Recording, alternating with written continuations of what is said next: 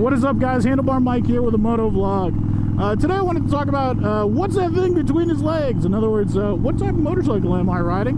And also want to talk to you a little bit how I got it.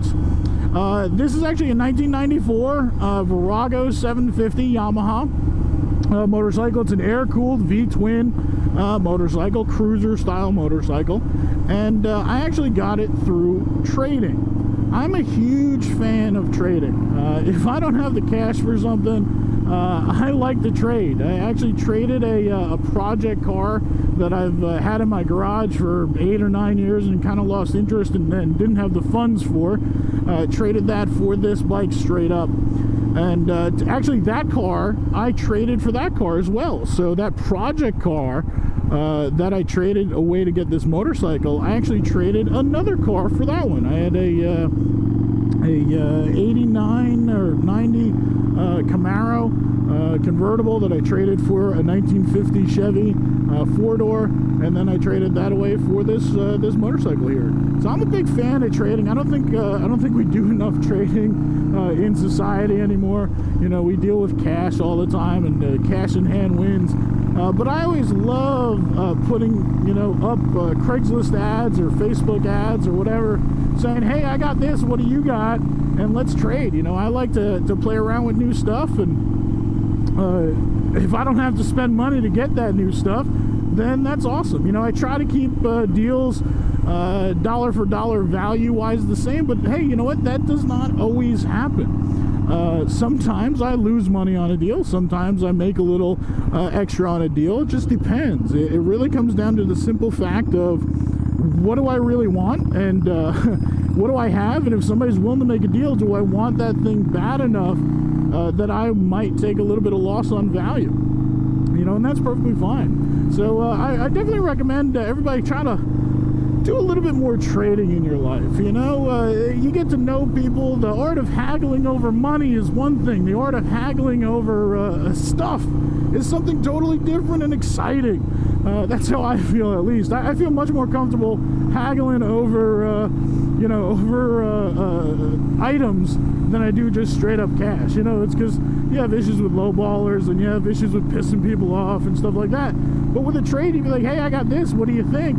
And, you know, they might come back and say, hey, well, I like that, but, you know, value-wise, can you bring any cash to the table? Or the same type of thing, I have this, I want what you have, but what you have is not really worth as much as what I have. Would you have any money to bring to this trade? That sort of thing. So, or other items as well. Package deals, man. I'm a bundler, absolutely, no question about it. I can get this, I can get that. Yeah, that works up. You know, that adds up to what I want, absolutely. So get out there and you know, don't always worry about, hey, I don't have the cash to buy this. Look around. You might have other things that you own that you don't use a lot or that you're tired of using. And that other person that has what you want might find that interesting. You know, I've traded a lot of things, not just cars and vehicles. I've traded some guns and musical instruments and, you know, stuff like that as well.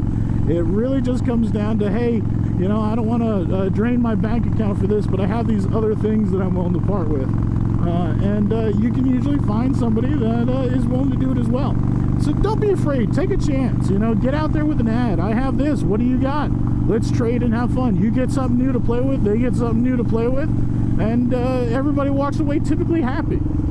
So back to the bike real quick. Again, like I said, it's a 94 Virago, so it's an older bike, which is perfectly fine. It's a dual carbureted, like I said, air-cooled V-twin engine, which is pretty damn awesome, in my opinion.